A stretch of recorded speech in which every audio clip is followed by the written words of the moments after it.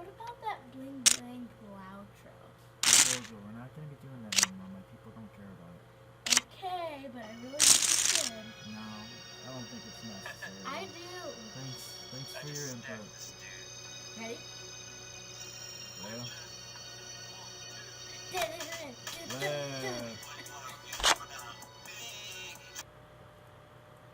Hey guys, it's Navin out on No Limit Hold'em here. I did a, I was recording my play as I often do, and I ran into a guy, JNORTH. We kind of started chatting a little bit, and long story short, I told him that I would do sort of like I would record some of our session, some of our matches, some of our games, and then give him some information about what I was trying to do to beat him, what I thought I could do to beat him, kind of like where I found leaks and just spots where he's imbalanced, and ways that I felt like he could improve in general. So, that's what we're doing here. First thing I would note is just to get rid of these blocker bets. It looks like you're leading into pre-flop razor a lot with like mediocre hands, and that's kind of what I would expect you to lead. You really shouldn't be leading anything. As pre-flop caller, you should just default check to the razor, especially in the small stakes when you can expect your opponents to be c-betting way too often. There's really just no incentive to develop a donk betting range or like a leading range. Now, if you do have a 3-bet dynamic with a player, and you know that he's reading your range well, and you know that he's going to make some really good checkbacks on some boards where you have a sick range advantage, in spots like that, then maybe you can start leading some hands. But when it's just mostly we're just mostly playing in single raised pots where like I'm raising and you're calling, or you're raising and I'm calling pre-flop, there's really just not a big gap or a big difference between our ranges. Like, I'm going to be opening 75% of hands, and you're going to be defending 65%, or maybe I'm doing 80 and you're doing 70. It's not a big difference. Now, if I was opening 80+% and you were 3-betting 20%, and then I was 4-betting or folding, and if we had this 4-bet or 3-bet dynamic, even a 3-bet dynamic going, then you could make some arguments for donk leading some boards that are just unlikely to hit pre-flop razor. But you still would only want to do that if you expected pre-flop razor to recognize a board like this, like right here, Queen 10-9 two-tone. If you're going to lead some boards, that's the kind of board to lead, because that's going to hit pre-flop caller's range a lot harder than pre-flop razor's range. Like a lot of my hands that I open raise are complete air on that board. But a lot of your hands that would be complete air on that board either 3-bet pre-flop or fold pre-flop. So you have a higher concentration of strong hands, pretty strong hands, strong draws, and actually the nuts or nutted value hands, with the exception of like pocket queens I've got more of. But I digress. At least we need to start thinking about things like that, thinking about what ranges favor what boards, and does it make sense to bet into a player that's most likely going to bet if you check? Well, no, it just doesn't, because you're not going to want to do that if you've got a value hand. If you know I'm going to bet, you're not going to bet your sets into me. You're going to check and get that extra bet in, and then either check, raise, or slow play, but you're definitely going to let me bet. Likewise, if you've got a middle strength hand, like second pair, the only way to get value is to check and let me bluff, right? So you don't want to lead those. So if you're not going to be leading your strongest hands, and you're not going to be leading your mediocre hands, well, you can't just have bluffs and semi-bluffs when you lead, or you're going to be pretty easy to play against. So I would get rid of the donking altogether. And if you're going to insist on having an open limping range from the button, balance it from the word go. Most people, the first time they make an open limp from the button, it's very imbalanced. They're just not going to have a big hand there ever. Even if they're going to say to themselves, well, I'll just balance my range if he starts getting aggressive. Well, that's fine. Maybe you will. But by that time, I'm no longer being exploitative. I'm no longer that first limp that any player makes, especially if they've been raising their button and they all at once just decide to open limp. why not they don't have? They don't have freaking pocket aces, right? If they just raise the last 8 buttons and then all at once decide to limp, if they had aces, they would just continue to raise like they have been. Here's another thing that I feel like you were doing very wrong. This is probably the single biggest piece of advice I'd give you, is if you're going to check back flop as pre-flop raiser, you've got to have a plan to call some turns and call down some, and actually have a plan to raise some turns and or raise some rivers for value, which will also allow you to raise as a bluff in some of those spots, because what I'm seeing a lot of is I'm seeing you check back flop just to give up on turn, or check back flop and then pick up something on the turn, or just have something that you do call once with but never twice, and that's super exploitable. Like I feel like that spot I was just in right there, like super free lunch. I just know that when I get there, unless you actually hit the jack on the river, I'm not going to call me. So I would definitely do something to fix that.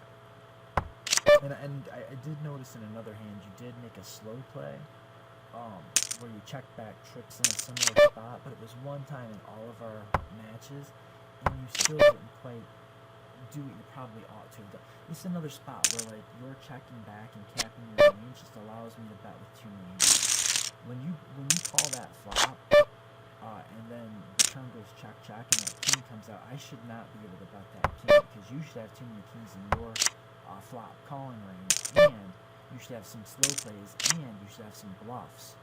But since you don't have bluffs and you don't have enough slow plays, or you're not playing them aggressively enough once we get to the decision point, the decision point in question.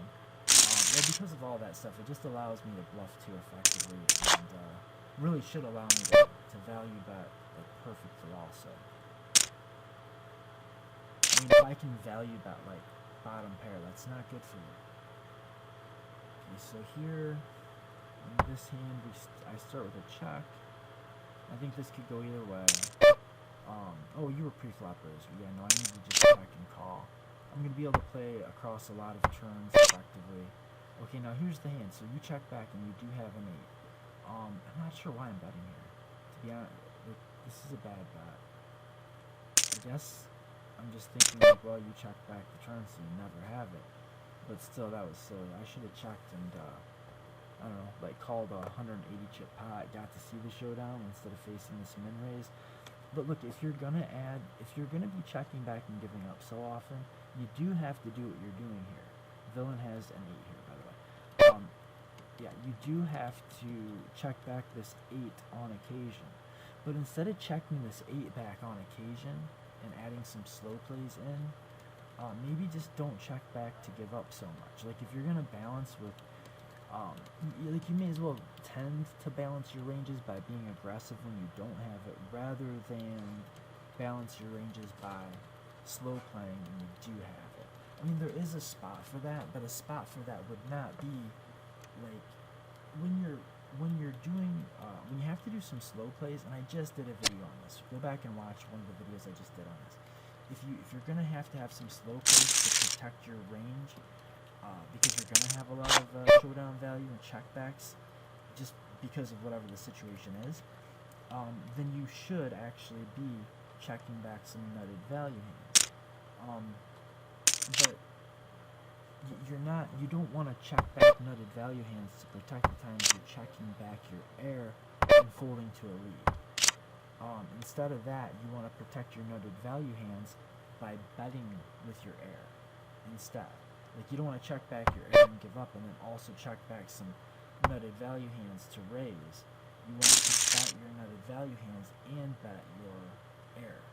And then your showdown value, bluff catcher type hands that you're going to play kind of passively and compliantly, those hands, if you need to, you can bring in some really, really strong hands so that you can have some slow plays to protect your showdown value, so that when you check back and you call, and you check back this pre-flop raiser on the flop, and then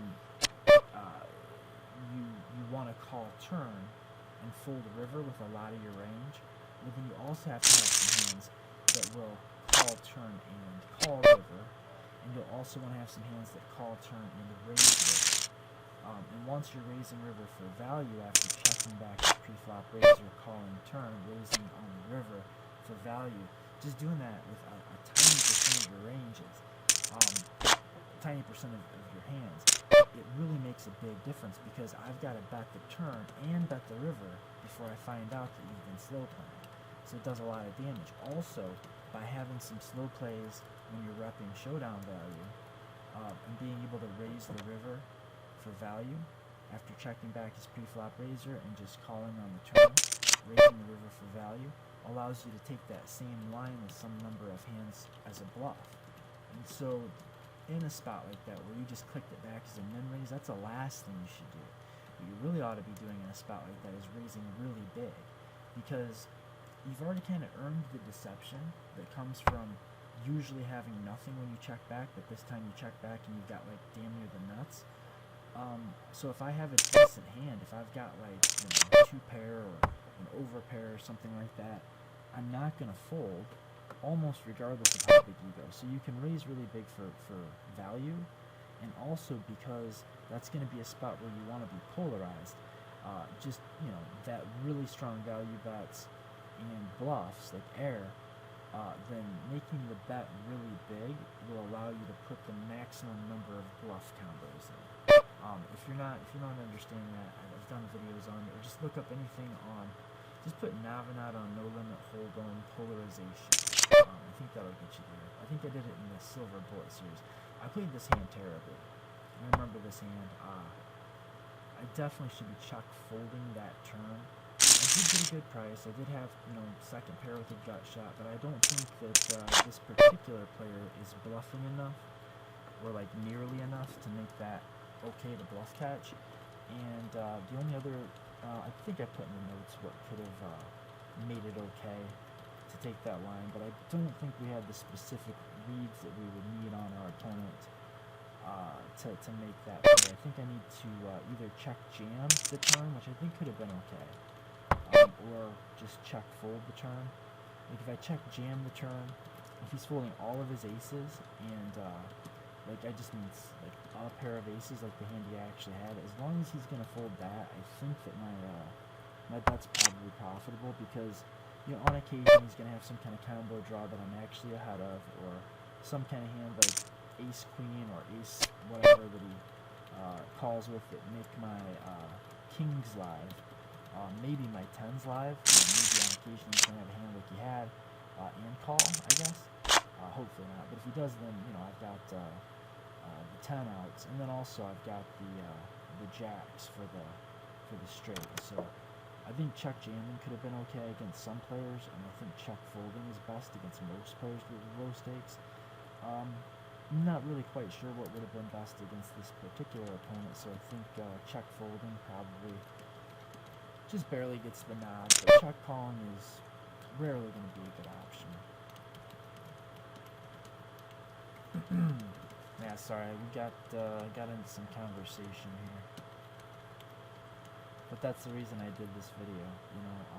So if you're lucky enough, unlucky enough, depends on how you want to look at it, to have Navinat at your heads up game, start a conversation with me. Chances are you'll get some free coaching out of it. So here's a spot where I've got like the most trivial check call in the world, and then he bombs it after just getting sucked out on. Now this is a read. It's a situational read, but I think it's pretty good read. When your opponent just gets sucked out on, and then he's going like full pot on flop and full pot on turn, he's got a big hand and he's protecting it against these draws. So it really just turns into a math decision. You know, if I figure my 8s will often be live, my 7s will be good, and I've got the gut shot, I just count out my outs, transform that into a percent, figure out if I've got the right pot odds. In game, I thought probably not. Looking back on it, if I know he's got kings and I stack him every time that I get there, it's probably close, but still I'm fine with the fold. And I'm getting 2-1 direct odds, and I have 4 gut shot outs and 5 like 2 pair or trip outs, for a total of 9 outs. 9 times 2 is 18, 19. So I need about 4 to 1. I got 2 to 1 direct odds. If there was about a pot size bet behind on the river, looks like it would have been about break even. But that's if I think I'm going to get it in every time. I do think I could have just jammed the river if I binked a gut shot and he would have paid it. But still, break even-ish, high variance. No sense in it. So this, I think, is just a bad spot for him. It's really, really good for me. I mean, I've got 5, 6, 7, 8, and I pick up the fake flush. So it's just so hard. Like, we limped pre-flop. It's hard for him to have a king. He knows it's hard for me to have a king, but I also know that he knows that, and he knows that I know that. So, yeah, little leveling going on there. But the bottom line is, he could have raised with his flush draws, and I did bet my whatever I did, my straight draw, or whatever I had, I bet. So he kind of takes some of the flushes out of his range, maybe. If he raises even like the nut flush, or if he raises his combo draws, and he didn't raise there, he just flat called, then it could kind of discount his flush draws from his range. But I definitely have all of mine. And then when the turn comes and it's an overcard, and it's a spade, and it gives me an opening with straight draw, and if you're not bombing that turn, in my situation, if you're me, then you're just not playing, you're not barreling aggressively enough. So I put up some of the things. Number one, I don't remember what it was. Basically, number one, I think, was that you didn't put enough pressure on me. You allowed me to check back flops and just get my hands to showdown when I obviously had showdown value. You weren't putting enough pressure on me in spots like that, and just kind of let me play my game. You weren't check raising flops. You weren't 3-betting pre-flop. You were just kind of being too compliant, too kind of easy to get along with, I guess you'd say. The second thing is, and probably the biggest thing, is you got to do something about that check back range. You should be c-betting on the flop with a lot. Like if you're like in this spot right here, if I'm pre-flop raiser and I don't have like bottom pair or an ace high, I should be betting this. And even some of my ace highs I should bet. Well, obviously the ace of hearts would be. Well, I guess that's not obvious. I can kind of go either way. I would tend to bet the ace of hearts here. But once I check back, you've got to bomb this turn. You just have to. Like, there should not be any hands in your range at this point in our game, like 7 times, that are just going to get the showdown and lose once I check back the flop. And even if there are, once I check back the turn, man, just overbet me off. That's rule number one, is like you're not taking me off my showdown value often enough.